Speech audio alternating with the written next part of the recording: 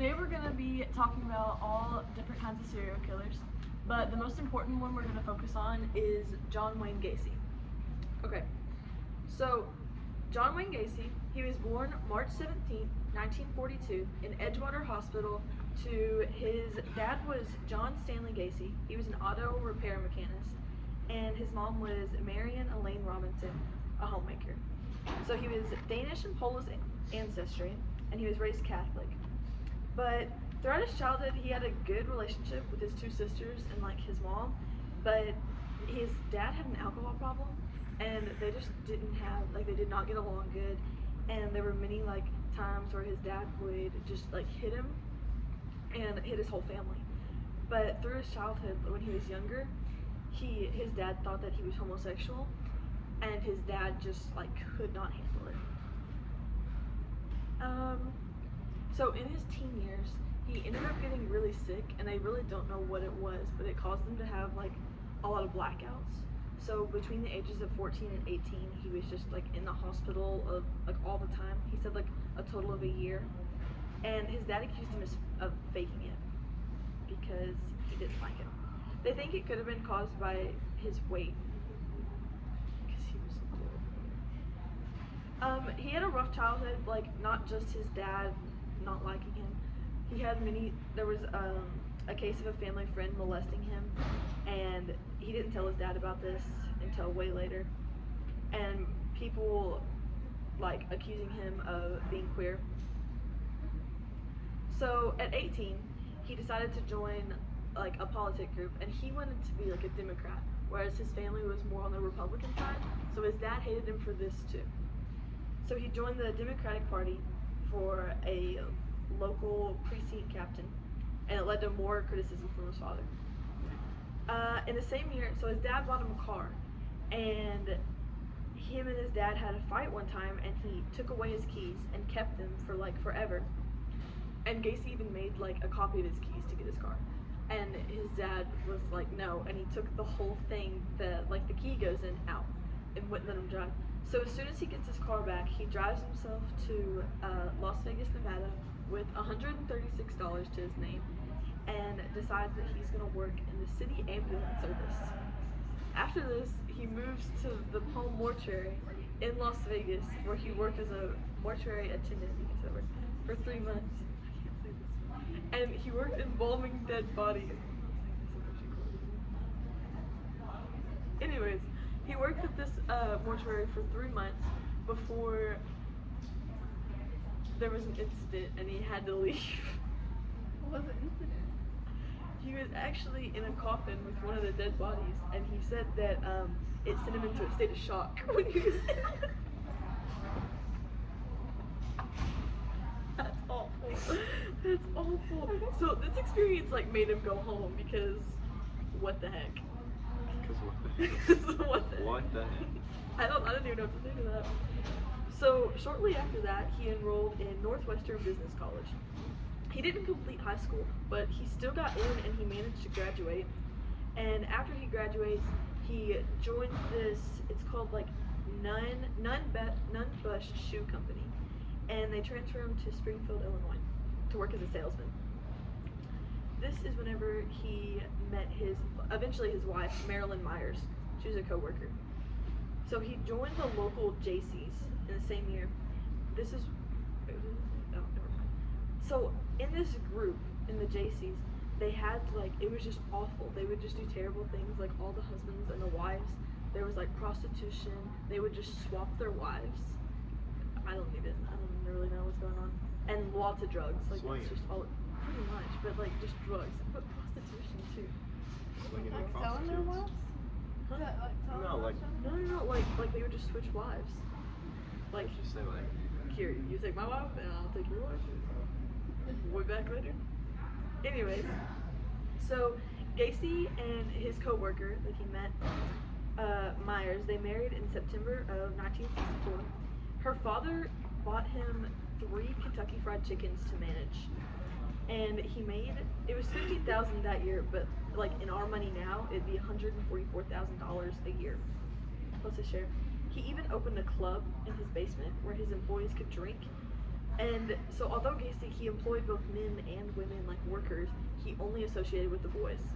And there were many times where he would make like comments about them and just make them uncomfortable. And if they did this and he or the kid like asked him about it, he'd just be like, "Oh no, it was a joke." And he did this for like years.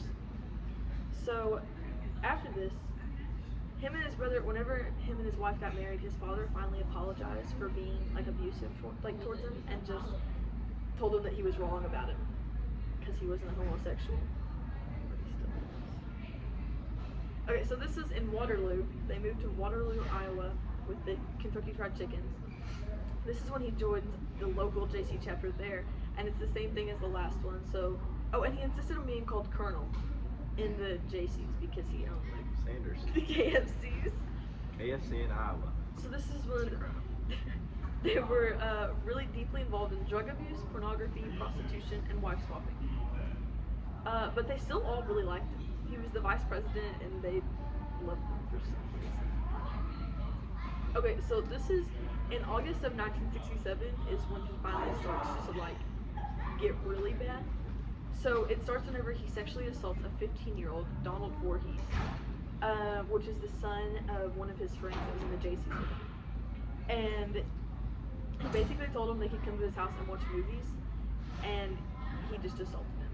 So, but he didn't tell his dad until the following year. No movies. No movies for him. But they said like through the years, so he tricked several teenagers into believing that he was like, it says commissioned to conduct homosexual experiments for scientific research and paid them $50. So he was like, What the heck? yeah, I'm doing scientific research, and assaulted them. In the name of science. In the Take off name your of clothes. science. Oh god. So then, a year later in 1968, the dad, Voorhees, he told his dad that he had assaulted him.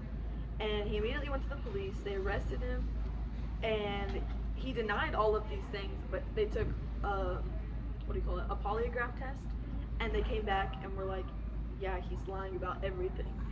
So at this time, a few others came forward and just told him that they had like had similar experiences. And he tried to like just completely deny it, and a lot of people believed him that he didn't do it. But on September 12th, he went to the psychiatric hospital to have an evaluation, and they figured out he had antisocial personality disorder. But he still ended up going to jail. But he goes to prison, and they love him. Like they call him like a model prisoner, and he increases all the pay for all of them, makes them join a church with him, like a religion group, and he even installed a miniature golf course in the prison for these prisoners. What a good guy. And he gets out after serving 18 months of his 10-year sentence He only served 18 months out of 10 years. for assaulting like multiple people. Judge got pleased. Oh, actually.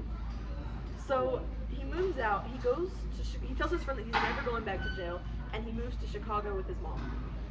This is whenever he gets hired as a cook. But in February 12, 1971, he's working as this cook, and he sexually assaults a teenage boy who claimed that Gacy had lured him into his car at the Chicago's Great West Terminal and driven him to his home, where he attempted to force the boy into sex. But they dismissed this complaint when the boy failed to appear to court.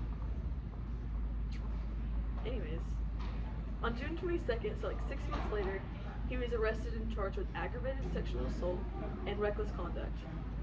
But the same thing happened this one was taken down because the boy blackmailed Gacy, or they had proof of blackmail, which was just awful. How could he? How could he? He's such a terrible person. Okay, so he's living in Chicago with his mom. He gets his own house, and he meets this lady, Carol Hoff. He becomes engaged to her. They dated in high school. She has 2 daughters. They were married on July 1st, 1972, and his mother moved out of the house. So he told his wife that he was bisexual, and he basically just wanted nothing to do with her. So he would leave home early, come home late, and when she would question him, he would just yell at her. But at times she would find wallets, men's wallets and identification in the house. And when she confronted him about it, he informed her that it was none of her business. And she said that she would see him bring young boys into their garage. But I guess she didn't think of anything. But I guess it was 4 years later, in 1976, they filed for divorce. So that's the second divorce? This is his second divorce. And they claimed Stud. on the divorce papers, he put that false grounds of Gacy's infidelity with women. But it was really with men. But it was with Yeah. men. But he can't be known that he's homosexual. Okay, so the main part, because everybody calls him the clown. Pogo. Pogo. So through his membership at a local moose club, he became aware of a Jolly Joker clown club. So they performed at like fundraiser events and parades and hospitals for children. Okay. So Gacy joined the club and created his own characters, Pogo the Clown and Patches the Clown. He even like made his own like makeup and costumes. He said Pogo was the happy clown, whereas Patches was a more serious character. I think this had more, like I think he was just mentally like not there. Like, I know he had, something was wrong. like I know he had antisocial disorder, but Do you think that Pogo and Patches were part of his like psyche? Like he had like DID. Like I think Pogo and Patches. the idea is scary. Yeah, I think he probably had it. Just to be able to do these things. Okay, anyway. So he never earned money for these performances, but it allowed him to regress into childhood, he said. So like become a kid again. So he went to all these parties and stuff. Throughout years, yeah, after all of his murders, they called him like the killer clown. Oh. Okay. This is so bad. So a lot of his workers, whenever he was still in Chicago, he would position these workers for sex or insist that they do something to him. And they were always like young boys. Like he never just did it fine. Specifically young boys. Yes. Okay. So the first known murder of John Wayne Gacy occurred on January 3rd, 1972. According to Gacy, they went to a family party, and he drove to the Civic Center on the Loop early morning to view a display of the ice sculptures. He lured 16-year-old Timothy Jack McCoy from Chicago's Greyhound bus terminal into his car. He was on his way to his father's home in Omaha and informed Gacy his bus to Nebraska was not due till noon. He took him on a sightseeing tour of Chicago, and they told him that they would come back to his house and like spend the rest of the night there, and he could catch his bus. That didn't happen. They called him the Greyhound bus boy, as it was Gacy's first murder. Gacy claimed he woke up early in the morning to find McCoy standing in his bedroom holding a kitchen knife. When he jumped from his bed, McCoy raised both arms in a gesture of surrender, and he accidentally cut Gacy's forearm.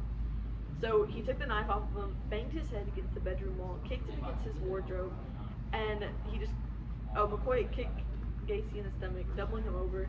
Gacy grabbed McCoy, wrestled him on the floor, and stabbed him repeatedly in the chest. Self-defense. Gacy claimed he washed the knife in his bathroom, went to his kitchen, made breakfast on table. Oh, he'd walk Gacy's room to wake him up while absentmindedly carrying the knife. So he had just made breakfast for Gacy, carries the knife into the bedroom just to wake him up, and he thinks he's attacking him and murders him. You can argue self-defense. He was making can argue breakfast. self-defense. I would do the same thing. for some I mean, reason. how old is this boy? 16. Okay, then probably not so 16 years You old. can argue self-defense He was for the probably murder. a butter knife. He was probably just like spreading butter on the bread. Walks in like, oh, good morning, and he just kills him. But why was he there in the first place? What happened in that bed the night before? I don't want to know. I don't want to know either. He lured him in. Naughty stuff. Lured. We That's know he's such been a to jail before. that's such a mean word. Lure. Lord, he did. He lured him in. Come to us, Lord. Sinister. Anyways, in an interview several years after his arrest, Gacy said that immediately after killing McCoy, he felt totally drained. He listened to the gasping and gurgulations and experienced a mind-numbing orgasm. That's when I realized that death was the ultimate thrill. So he Wait, kills him. From what? They said he was drained. he He was said he was drained. Yes. That's for the watcher to imagine. He realized that death was the ultimate thrill, so this just started. He did it over 30 That's times. disgusting. So his Because they got him off. Gurgulation. Because they got him off. it is. Sexually aroused by killing people. That's awful. Okay, so his second murder was January of 1974. So he was married to his second wife, Carolyn. Oh, so we kind of This is- backtracked. Yeah, this is in Chicago. So this is before the second divorce. This is Still a before the second of verse. We So Still a player. this victim's unidentified. He was strangled and placed in Gacy's closet before burial. He later stated that bodily fluids leaked from the victim's mouth and nose, staining his carpet. He stuffed rags, the victim's own underwear, or a sock into the mouths of the subsequent victims to prevent such a leakage. The victim's own underwear. Imagine getting killed and he takes off your underwear and puts it in your mouth. That's That's awful. disgusting. Oh. Okay, so this is the murder of John Budkovic. Are we going through all 33? No, there's not all 33. All 33. So he's an 18-year-old PDM employee, so he worked for him when he was in Chicago. His car was found. Oh, I was gonna say something, but it can wait. No, his car was found abandoned with his jacket and wallet inside.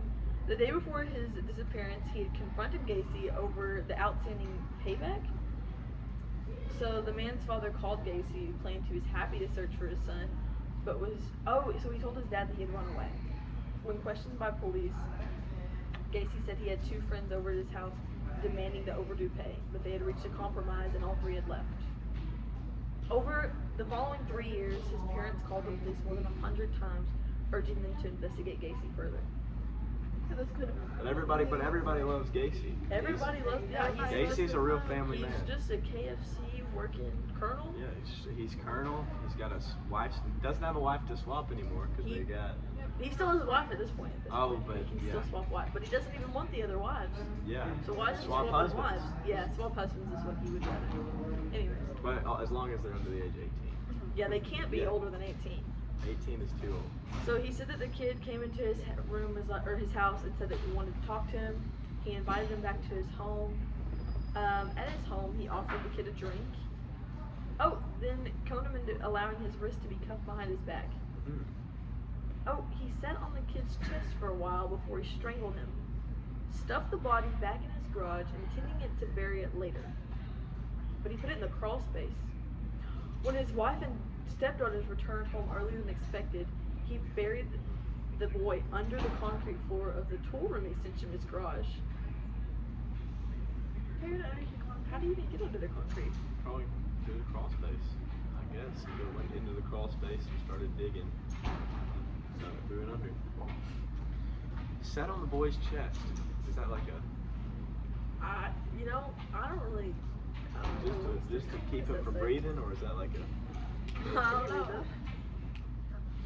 So whenever they finally caught him, they told him that they had found all these human remains in his crawl space and that he would face murder charges.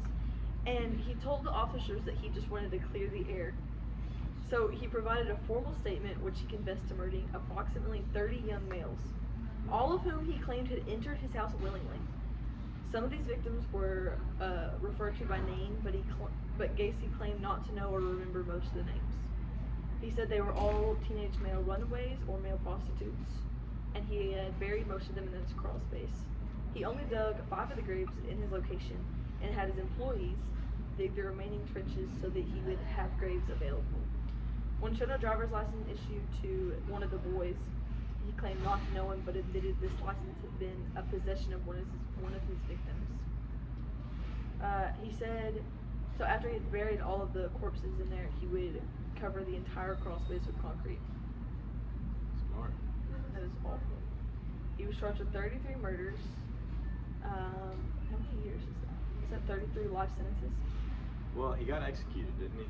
I don't think you know. Pogo got put down. Oh God, he deserved it. His lawyers opted to say that Gacy pled not guilty by reason of insanity. There was no. I mean, he wasn't. Well, He was insane. his antisocial disorder is the only thing that they actually diagnosed him with. He definitely was insane, Oh, but he was crazy. whether that insanity was like he couldn't help killing people, or I he think definitely helped it. could have helped it. He just got off on it. It takes a lot to have a what did he say? Mind-blowing orgasm after killing a young man. Because death is the ultimate thrill. When Gacy's defense team suggested that all 33 deaths were caused by accidental erotic asphyxia, he called this highly improbable. So he basically just said that all of his victims accidentally died. He had a choke king. Yeah, but they just accidentally had. Like in both hands, I mean, That's so stupid. Like, who knows? Anything can happen, But Probably not. I think he was just crazy. Yeah, so his execution was set for June 2nd, 1980. He remained on death row for 14 years. In his prison cell, he began to paint, and they were always clowns, including himself as Pogo or Patches. I think that Pogo and Patches were definitely like splits of his own personality. They 100% are. Like, do you think whenever he was killing him, he was like, "Yeah, my name's Pogo"? I think he fully, like, that was just his, like, persona. Unless he went to sleep as John Wayne Gacy with that boy, his first And murder, woke up as Pogo or Patches. Yeah, and it was like Patches is more serious, so Patches cleans up, and Pogo kills him and gets off. Exactly. Because Pogo is happy. Pogo is the happy clown. Patches So, is the more serious clown. Happy, get off. Patches, Yeah. dig it up, or keep on digging. So on May 9th, 1994, he was transferred to the Stateville Correctional Center to be executed that afternoon. He was allowed a private picnic on the prison grounds with his family. For his last meal, he ordered a bucket of KFC, a dozen fried shrimp, French fries, fresh strawberries, and a Diet Coke. That's all. He received the last rites from a Catholic priest before being escorted to the execution chamber. Didn't he? 1,000 people gathered outside. I don't know if you said this, but wasn't he? Didn't he have a god complex? He probably did. I think he used to make his victims like call him God before he killed them. I'm 99% sure. I feel like I can see that happening. Everything, like, with his personality just leads up to him thinking that he is better. Like, even with his wife, he told her, like, I don't care about you, I just want, like, you're just here to say that you're my wife. Yeah, he says he has a god complex. He liked the power of death, and he said it made him feel like God when he was killing people because he got to choose whenever they died. His final spoken words were, kiss my butt. Not that word, though. Kiss my donkey. His brain was removed. Science. Try to study it. They're gonna, violent sociopaths. His body was cremated. And then they have a list of, like, all of their, so out of his 30 victims, only 6 of them weren't buried in his crawl space. Only 6, so that's like Where they buried? 20. They have to. So these were in the river. There's one in the river, yeah. Yeah, 4 of them were in the river. Oh, there's another one in the crawl space, so it's and one was in his garage, and one was in his dining room. His dining room. I'm hoping it was under his dining room. He was laying in the dining room. He probably was. He was dining on it. He was already dining pulled a on Jeffrey something. Dahmer in 80. And they were all. The oldest victim was 21. He probably lied about his age. He definitely did, and the youngest one was 15. That's really That's sad. That's really sad. He had a type. He had a type, underage. He had an voice. underage voice. I just, I've got no comment on that. I just can't believe that he wasn't caught. 33 murders, like, that's a I feel like they're all like that though. All the really bad serial killers, like, oh, everybody They're never- loved him. Yeah, exactly. Like Jeffrey Dahmer, they literally, that young boy ran from the house and it never ever even tried to search the house. 'Cause he was a And white that's- male. That's And just they didn't wanna- ridiculous. That's how They this didn't one want to was. mess with him because they were probable cause that he was gay and they didn't want to go and talk to him because he was Because of gay. age. Because, and this is the same way as Jeffrey Dahmer, like, the homosexual tendencies, you can't, like, ask him about it because that's seen as, like, worse than any crime they're doing. That's worse than killing people. Yeah, it's worse than killing people. It's to be homosexual. You'd rather say that your son was a murderer than that your son was gay. I would can't be- believe. I would be mad, very mad, if my son got killed by a gay guy. Or not, no, that sounds really bad. If my son got killed by a gay let me finish what I was gonna say. If my son, let's just cut that out. I would be really mad if my son got killed, and the reason that they wouldn't go into his killer's house was because of the fact that he was gay. Oh, Exactly. Okay, yeah. And so, and also I'd be mad that if I had called and they said it was definitely this guy, and they're like, no man, the community loves him, like it's not him, we already looked into it, and it was actually him, I would be And that's- extremely mad. That's how I think they felt about Gacy too, because I mean, he had a wife. He had 2 different Exactly. wives. He had been divorced twice, and I feel like they couldn't accuse him of that because that was so much worse than accusing him of murder. Gacy. Kind of just living up to his name. Also, a lot of the things with serial killers is like, I always all these serial killers, well-known serial killers, were walking amongst these like people in their everyday lives, and no one expected them. Oh, he probably killed someone. Well, because they all had their own lives, you know, like their entire personality wasn't just killing people. Exactly. Like, No, Imagine it was- if we were walking amongst the serial killers. This man, he ran 3 KFCs and he was in one of the Yeah. JCs, like for the Democratic Party, Exactly. and he still had time to murder 33 people. I mean, it just goes to show you think you don't have time for your homework. He was a busy man, and he was still killing people on the DL. You always have time for your homework. You always have time for everything. Make time for That people is you the- love. So the message of this podcast is to make time for people you love because you always have enough time. You always have enough time. My man went from Don't be a killer. cooking up the Colonel's glorious chicken to Don't get killed. by He went homosexuals. from selling shoes to selling chicken, and then he was on death row. Don't be on death row. don't Another be on message. death. Break out of prison. If you're on death, don't freak out. Don't do anything Get like out. that. Went from flipping the fryers to. I'm not Okay, gonna finish that. please I'm don't. not gonna finish. Okay, I feel like that should be. Thank you for joining me on our discussion of John Wayne Gacy and serial killers. Bye.